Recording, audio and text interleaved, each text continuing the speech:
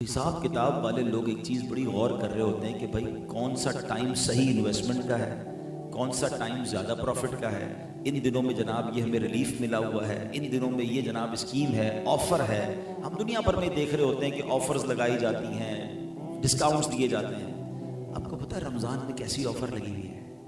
اگر یہ سمجھ آ جائے نا، اللہ اکبر، یہ سیزن ہے اس وقت، مگر یہ سیزن نیکیاں کمانے کا ہے، یہ سیزن اللہ کو راضی کرنے کا ہے۔ میں اور آپ 11 مہینے عبادت کر کے وہ نیکیاں نہیں کما سکتے جو ہم ایک رمضان میں کر سکتے ہیں، اور یہی نبی پاک نے انڈرسٹینڈ کروانے کی کوشش کی۔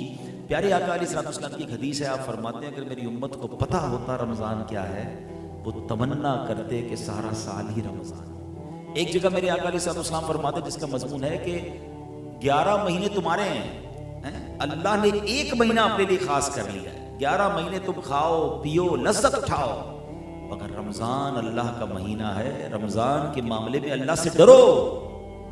What is the meaning of ڈرو؟ کیوں؟ کہ رمضان میں کہیں اللہ کی نافرمانی نہ ہو جائے۔ سرکار دو عالم صلی اللہ علیہ وسلم کا رمضان میں بی بی عائشہ فرماتی رنگ مبارک تبدیل ہو جاتا تھا، متغیر، چینج ہو جاتا تھا، خوف خدا چہرے سے طاری ہوتا تھا۔ بھائی تو رحمت کا مہینہ ہے۔ بتایا کہ اس لیے کہ نبی پاک کو یہ خوف لاحق ہوتا تھا کہ اس مہینے میں جو حق کے بندگی ہے کہیں اس کو ادا کرنے میں کوئی کوتاہی نہ ہو جائے۔